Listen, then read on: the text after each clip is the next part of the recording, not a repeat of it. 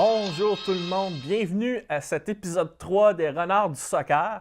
Mathieu Lemay avec vous en ce mercredi 14 novembre, moment où nous tournons cet épisode en compagnie de mon fidèle et super acolyte Adi Raphaël. Ça va bien aujourd'hui? Ouais, ça va et toi, Mathieu? Ah, ça va très bien. J'espère que tu t'es bien gavé de matchs éliminatoires de la MLS. Ah ouais, je me suis régalé, c'était magnifique. Ouais, ça a eu beaucoup de bons matchs. Hein? Ouais, La MLS, on vraiment. s'ennuie jamais. Non, jamais. Justement, on va commencer notre premier segment de la track de la semaine et on va vous parler d'un match en particulier qui nous a beaucoup excités. C'est le match qui opposait le Columbus Crew avec les New York Red Bull. Le match retour, bien entendu.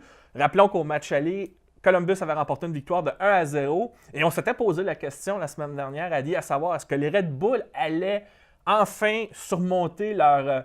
si on veut, cette malédiction qui semble les poursuivre depuis plusieurs années, en fait même, on pourrait dire depuis 10 ans, puisque depuis leur finale en 2008, où Columbus les avait battus d'ailleurs, ça a été, même s'il y a eu des grandes saisons des Red Bull, ils n'ont jamais été capables de franchir un palier. Ils ont été 2 fois en finale de conférence, une fois ils n'ont pas fait les séries, les autres fois c'était les demi-finales, mais ils ne sont jamais allés nulle part.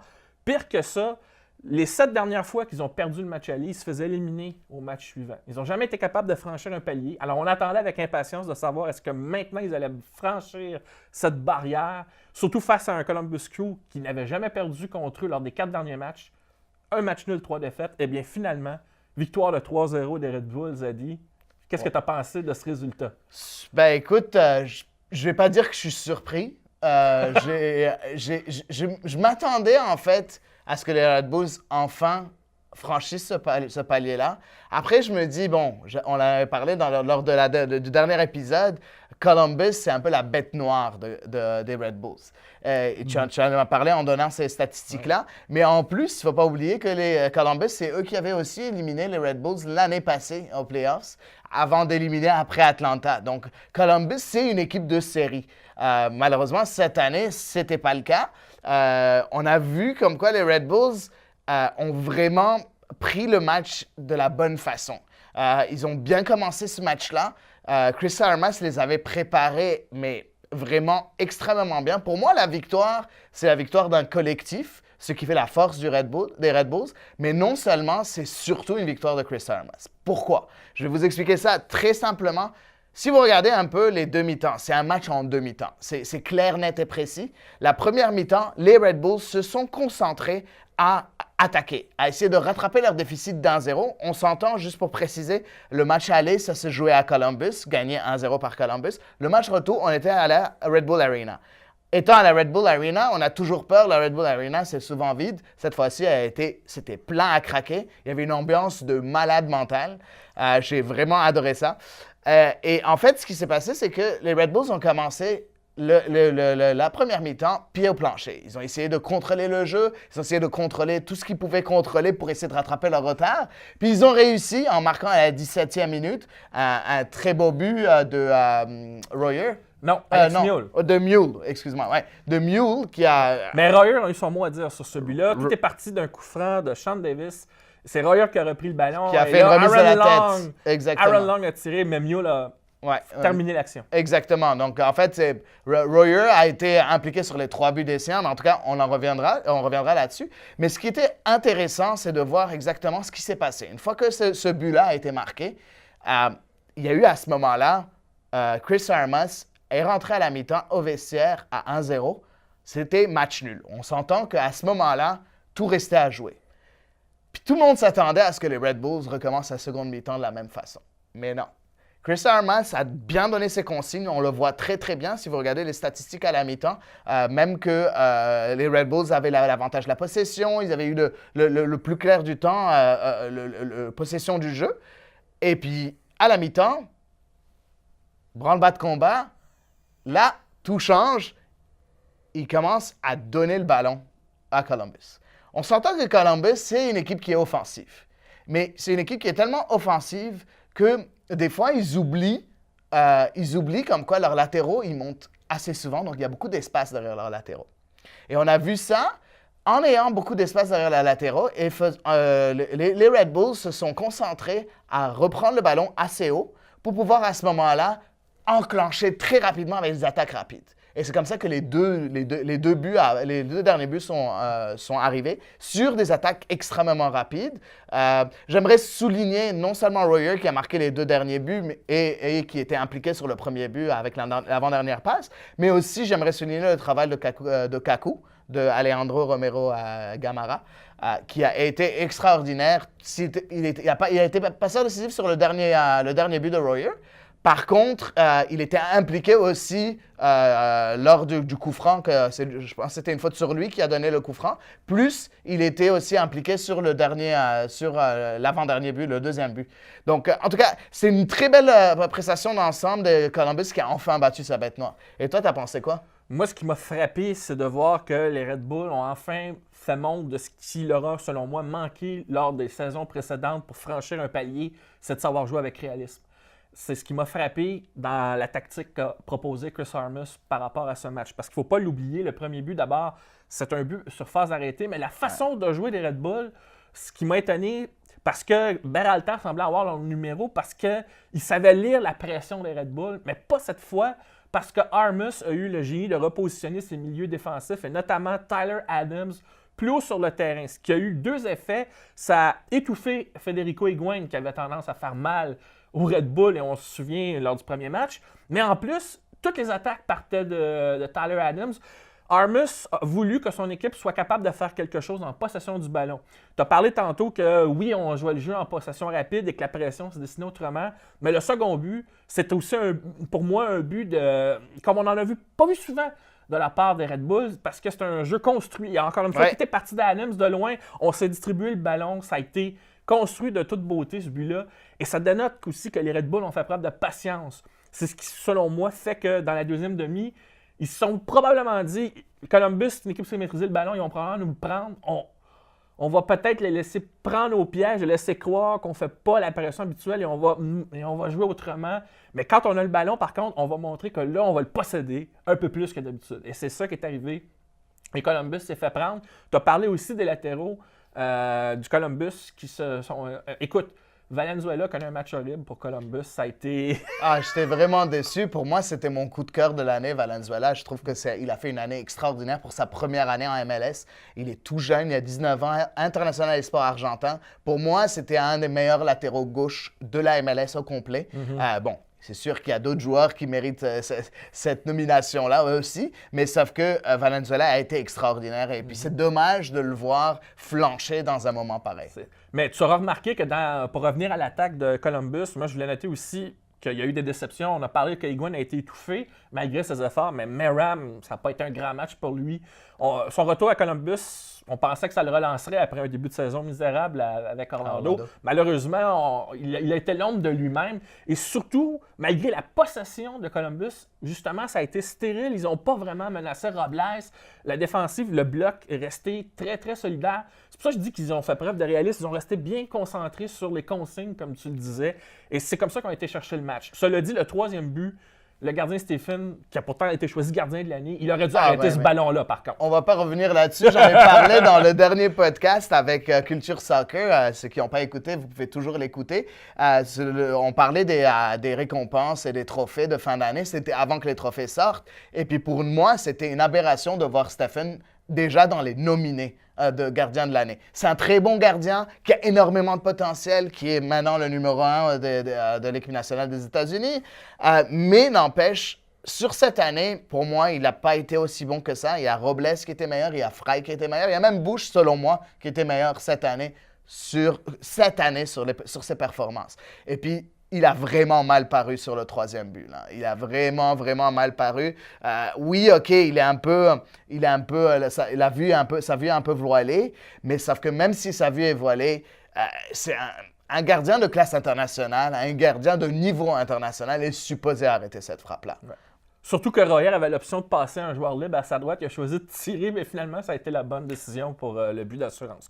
Eh bien, voilà maintenant que les Red Bulls se rendent en finale de conférence face à leurs rivaux qui leur faisaient la course lors du Supporters Shield, mais aussi de la conférence Est, Atlanta United. Ça promet une finale avant la finale, comme on aime si bien le dire.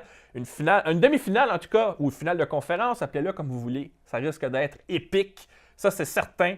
Mais la différence, c'est que les Red Bull ont eu le numéro d'Atlanta cette saison. Est-ce qu'encore une fois, l'inverse va se faire? Ça sera à suivre et on va suivre ça pour vous. On va passer dans quelques instants, le temps d'une toute petite pause, à notre second segment. Restez avec nous. On est de retour pour le deuxième segment des Renards du Soccer. Donc maintenant, on va parler, comme d'habitude, je pense que maintenant vous commencez à connaître ça, le renard bleu. Sauf que cette fois-ci, on a décidé de faire un peu différemment. C'est qu'on a voulu parler d'un ancien entraîneur de l'Impact de Montréal qui vient de se trouver un poste pour la première fois de sa carrière en MLS en tant qu'entraîneur-chef, Marc Dos Santos, qui a pris le poste d'entraîneur-chef des Whitecaps de Vancouver. Oui, c'est quelqu'un qui est passé par l'Impact de Montréal, qui est passé en tant qu'assistant à l'Impact de Montréal, qui a été entraîneur-chef de l'Impact de Montréal, mais qui n'a jamais eu sa chance en MLS. Donc, toi, tu penses quoi de cette nomination, Mathieu? Moi, je trouve que c'est une nomination très intéressante puis qui va probablement pas juste accroître une rivalité avec Vancouver. Là, on avait la rivalité avec Toronto, mais là, il y a une rivalité avec Vancouver parce que s'il y a bien une chose que Marc Dos Santos va vouloir, que ce soit en championnat canadien ou en saison régulière, il va vouloir battre son ancienne équipe. Ça, pour moi, c'est une évidence. Mais il est aimé à Montréal. Quand il était adjoint avec LAFC, les journalistes, je n'aurais pas lui courir après, mais il a été, si on veut, un centre d'attention. C'est quelqu'un qui est aimé ici. Je me rappelle, moi, à l'époque où il a coaché à l'Impact, j'ai commencé d'ailleurs, à l'époque, journaliste à fanatique.ca. C'était l'année justement du titre en 2009. D'ailleurs, Dos Santos, c'est le dernier à avoir remporté un grand titre avec l'Impact comme entraîneur. Il n'avait que 31 ans à l'époque. Maintenant, à 41, il a enfin sa chance en MLS. Moi, je vais noter une chose par rapport à sa nomination. Il va probablement aider les Whitecaps à amener enfin du jeu sur le terrain. Parce que les Whitecaps, c'est une équipe qui était très forte sur les phases arrêtées, le jeu aérien. Mais là où ça achoppait beaucoup, c'est au niveau du jeu, la construction du jeu. Et selon moi, ça explique pourquoi les Whitecaps n'ont pas réussi à franchir la fameuse ligne rouge des playoffs cette année. Et il l'a dit à l'entrevue, du jeu à amener du jeu. Et on sait qu'il est capable de le faire. Ah, oui. Moi, j'ai aimé le fait qu'après l'Impact, il s'est rendu compte avec humilité qu'il y avait encore beaucoup à apprendre. On se souvient à l'époque qu'il allait peut-être rester avec l'Impact quand l'équipe allait rentrer en MLS en 2011-2012. Ça ne s'est pas fait. Il a démissionné parce que l'équipe connaissait des insuccès, on s'en rappelle. Il a reconnu d'ailleurs dans une entrevue qui a eu lieu en fait le soir même où on tournait notre épisode 2 qu'il ne se sentait pas prêt pour la MLS à cette époque-là. C'était un gros défi pour lui. Il est allé au Brésil. Il est allé entraîner des jeunes, il a eu du succès. Il est revenu dans le giron de la MLS un peu. Il a entraîné d'abord avec le Fury d'Ottawa, on le sait, quand l'équipe a commencé. Et il a bien fait là-bas. Ensuite, le Sporting Kansas City l'embauche pour entraîner l'équipe réserve. Après, il va coacher à San Francisco, gagne un titre pas plus tard que, je pense, il y a 1 an ou 2. Et Bradley l'a choisi pour être son adjoint avec LAFC cette saison. Mais il a fait ses classes et je pense qu'il est prêt à relever ce défi-là. Il est polyglotte, il connaît la tactique du football. Il a, je pense, une certaine intelligence dans le jeu. Moi, j'ai bien aimé son côté didactique déjà à l'époque où il montrait aux journalistes comment ça fonctionnait. Je pense qu'il a tout réussi, il a tout pour réussir. Et c'est bien que les Whitecaps l'aient annoncé assez tôt parce que maintenant, ils vont pouvoir préparer la prochaine saison. Il y a des bons joueurs, il y a des bons jeunes. On a vu Alphonso Davies, d'où il est sorti. Mais il manquait quelque chose pour que l'osmose se fasse, pour que la mayonnaise prenne dans cette équipe-là en matière de jeu. Et on sait que la MLS, le jeu offensif, est très important. La prise de risque est très importante. Il va amener cette dimension-là et là, ça va rendre la conférence Ouest encore plus compétitive. Mais aussi la rivalité avec l'Impact, même si les Whitecaps jouent à 3 heures d'ici. Ouais. Ben oui, effectivement, en fait, tu as un peu résumé le tout. C'est une très bonne chose. Marc Dos Santos a enfin sa chance en MLS. Il le mérite. On l'aime tous. En tout cas, je connais très peu de gens qui ne l'aiment pas à Montréal. C'est quelqu'un qui a mérité et qui a vraiment qui est passé par toutes les étapes pour enfin mériter ce poste-là. Tu as parlé de là où il est allé, mais en plus, il a eu du succès partout où il est allé. On a parlé du Brésil, il a eu du succès avec les U15 au Brésil, où il a gagné une coupe quand même assez importante. C'est quand même assez important le soccer au Brésil. La coupe des U15 s'est jouée devant 6000 personnes. On s'entend qu'on n'est pas un championnat de quartier, là. 6000 personnes pour des U15, il faut le faire. Surtout au Brésil. Surtout au Brésil. Donc, Marc Dos Santos a vraiment mérité cet emploi-là. Ce qui est encore plus intéressant avec Marc Dos Santos, c'est qu'il est prêt il sait ce qu'il a à faire. Quand il a présenté son plan, le président des Whitecaps disait, quand il a présenté son plan, c'était quelque chose d'assez clair. Il avait vraiment des idées derrière la tête. Il savait exactement ce qu'il voulait faire. Il avait un plan clair et précis. Et ce que Marc Dos Santos a mentionné dernièrement dans une entrevue, malheureusement, je ne me rappelle plus c'est quelle entrevue, mais il a fait une entrevue dernièrement. Il en a fait plusieurs. Et il a dit, il en a fait tellement, là. J'en ai lu plusieurs. Puis il a dit dans une entrevue, ce qui est intéressant avec les Whitecaps de Vancouver, c'est qu'il y a déjà une bonne base. On voit déjà comme quoi le centre de formation, il performe. Tu l'as dit, tu as parlé d'Alphonso Davies, mais en parlant d'Alphonso Davies, qui a été vendu, pour ceux qui ne savent pas encore, c'est qu'il a été vendu au Bayern Munich. Il est parti pour le Bayern Munich pour une somme avoisinant les 15 millions d'euros. Ce qui veut dire que Marc Dos Santos a dit, il y a des choses en place. Par contre, il va falloir faire du changement. J'ai une idée sur quel changement je veux faire et au moins, j'ai une marge de manœuvre pour le faire. Donc, ces 15 millions d'euros-là, il y a une partie, une grande partie, une petite partie, je ne sais pas, mais il y a une partie qui a été donnée à Marc Dos Santos, qui va pouvoir prendre les décisions qu'il veut avec le directeur technique Darlimper, ouais, c'est ça, en vrai, j'ai du mal à le dire. Lui, il va pouvoir s'entendre ensemble et pouvoir bien diviser ces fonds-là et les utiliser à bon escient. Ce qui est intéressant aussi, c'est que Marc Dos Santos peut commencer presque à zéro avec les Whitecaps. Presque à zéro. Parce que on s'entend que Alphonso Davies n'est plus là. C'était l'arme fatale numéro 1 des Whitecaps. Oui, on a Kei Kamara, mais Kei Kamara a bientôt 34 ans. Il est vers la fin de sa carrière. Est-ce qu'il peut lui enlever il peut lui faire réduire son salaire, lui refaire signer un contrat pour pouvoir encore plus jouer avec cet effectif-là? Quel système il va utiliser? Lui, il est reconnu pour son 4-3-3 et son 3-5-2, Marc Dos Santos. Quel système tactique il va utiliser? En tout cas, ce qui est intéressant pour lui, c'est qu'il commence à rebâtir son projet à zéro, ce qui est quand même très excitant pour un entraîneur d'équipe première. Mais tu l'as dit, il sait où il s'en va et je pense d'ailleurs que c'est ce qui explique, selon moi, son embauche. Il a dû présenter ses idées à la direction des Whitecaps. Ils ont dû être convaincus. Il y avait déjà une idée là, de tel joueur, qu'est-ce que je veux exactement. Il a même parlé de l'équipe réserve, des jeunes. Il y a vraiment une idée claire de où est-ce qu'il s'en va. C'est là qu'on voit qu'il a gagné en maturité depuis 10 ans. Et pourtant, même à 31 ans, il n'était pas si vilain que ça en matière tactique, comme on en a parlé, et aussi là, en matière de connaissance du football. C'est juste qu'il lui manquait peut-être une certaine expérience par rapport à certains types d'adversaires. Des fois, il y a des situations quand tu es jeune. Et il a commencé avec l'Ac Saint-Louis, déjà très jeune, ensuite avec l'Attaque de Trois-Rivières avant d'arriver avec l'Impact. Alors, tout son trajet, comme tu l'as dit, il a quand même eu du succès. Mais il a eu cette humilité d'apprendre. Et moi, je pense qu'avec les Whitecaps, pas besoin qu'il finisse en tête de conférence pour faire ses preuves. Mais il a prouvé partout où il est passé qu'il est capable de faire gagner ses équipes. Et ça, pour moi, c'est ce qui, entre autres, avec le fait qu'il y avait un plan bien clair en tête, qui explique, selon moi, cette embauche. Ici, à Montréal, je pense qu'on est d'accord pour dire qu'on est très fiers de lui. Ben oui. Et quand tu vas venir à Montréal, ça va relancer moi, je pense que ça va relancer un intérêt dans les matchs là, entre les Whitecaps et Montréal, beaucoup plus. Peut-être même presque au même titre qu'avec les matchs contre Toronto. Même si Toronto, on les haït, avec les Whitecaps, il va y avoir un intérêt différent parce qu'on sait que c'est quelqu'un... Ce sera différent, mais sauf que ce sera proche. Ce sera différent, mais proche. Ouais. on va le garder comme ça. En tout cas, c'est très excitant de voir en tout cas un deuxième entraîneur québécois dans l'histoire de la MLS après Mauro Biello. Il y a un troisième Canadien, si on inclut un Frankie troisième Allop. Canadien après Frankie Allop, effectivement. Sauf que c'est intéressant de voir que nos entraîneurs au Québec peuvent arriver au plus haut niveau. Il faut juste travailler fort comme Marc Dos Santos et ne pas être fermé aux opportunités qui s'ouvrent à l'étranger. Même de là à venir aller jouer au Brésil, aller entraîner au Brésil des U15. En tout cas, ça va conclure notre segment du Renard Bleu et on va passer à ce moment-là au troisième segment avec une petite surprise qu'on vous a réservée. De retour à l'émission Les Renards du Soccer pour notre troisième segment, les à côté du gibier.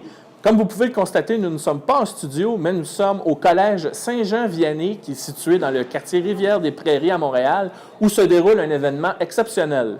Exactement, nous sommes ici pour les camps de présélection de la Fondation Soccer Placement, qui encourage les jeunes en essayant de leur trouver sur certains emplois dans une carrière professionnelle dans des clubs de soccer. C'est des jeunes de 16 à 23 ans. On en a profité pour s'entretenir avec le président de cette fondation-là, M. Serge Epo.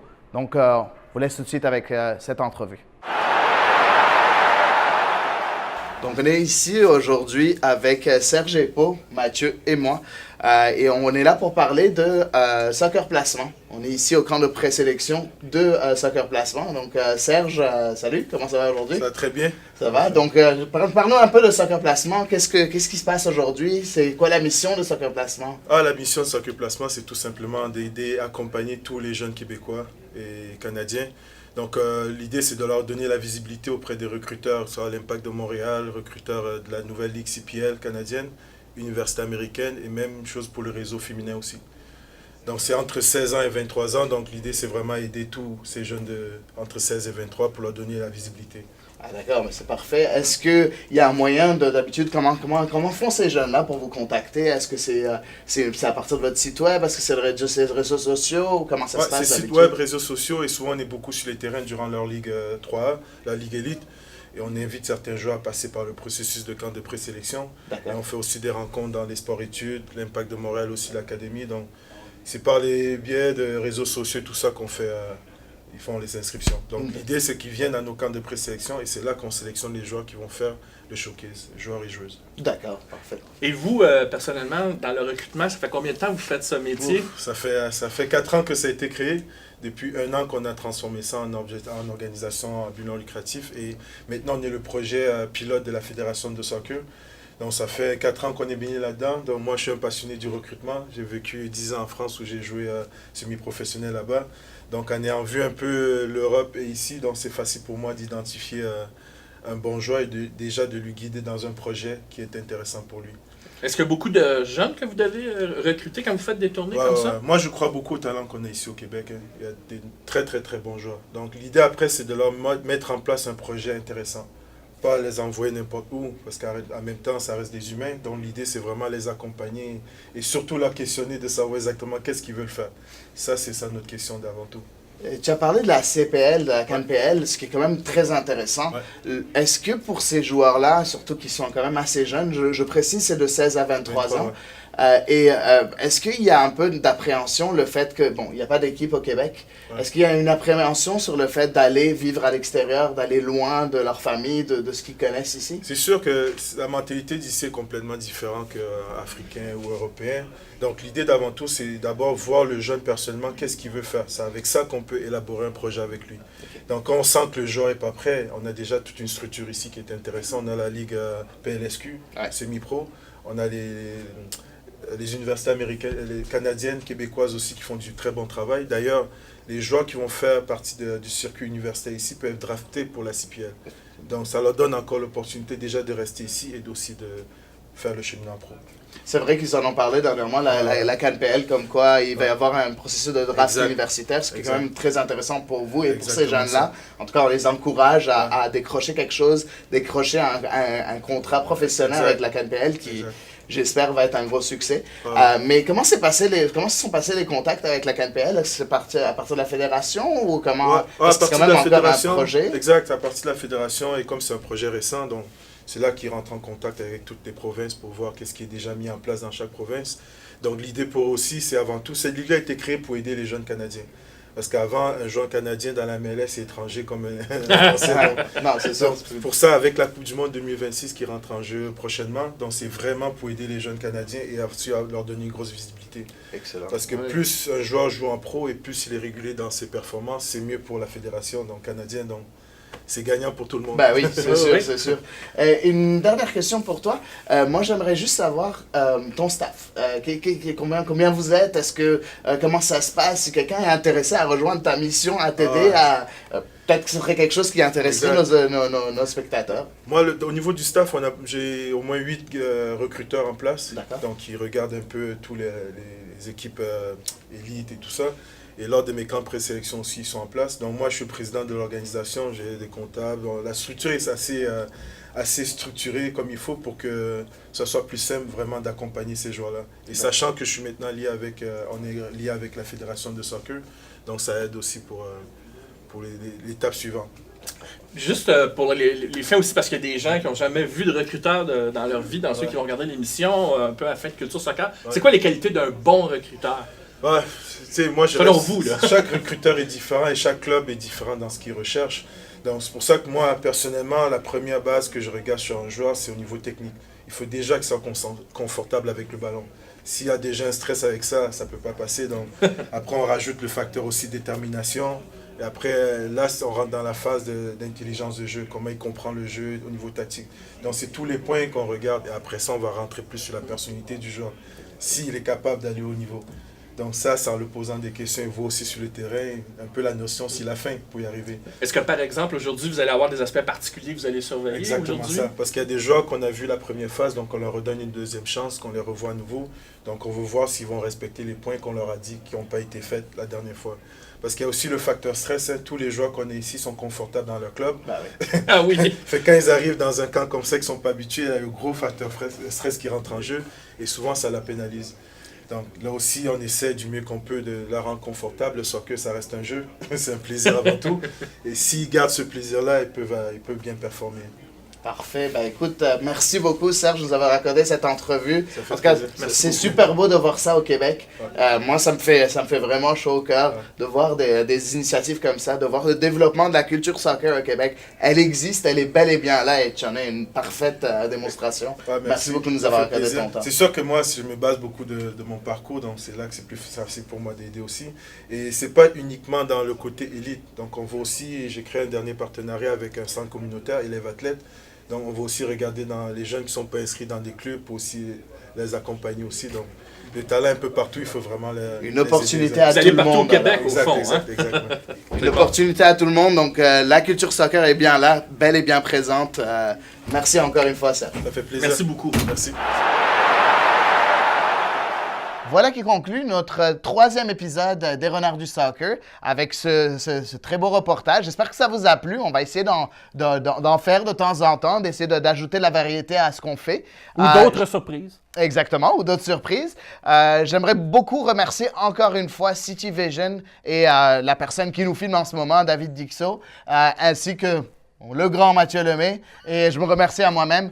N'oubliez pas de vérifier mlsenfolie.com pour certains articles de temps en temps. Puis écoutez bien Mathieu à Radio Maghreb les mardis soirs, c'est ça? Oui, Média Maghreb, 14h50 AM ou 104.5 FM les mardis soirs, 21h15. Vous pouvez également me lire sur le site football365.fr, page Afrique, où j'écris des articles sur les Africains en MLS. Sinon, vous pouvez nous rejoindre sur Twitter. Mon compte, c'est @MattLemay. Oui, et moi, @MLS en folie. En tout cas, vous allez le voir, c'est bien écrit sous l'écran. Ben écoutez, merci beaucoup de votre temps et de votre patience. Puis on se voit la semaine prochaine. Au revoir.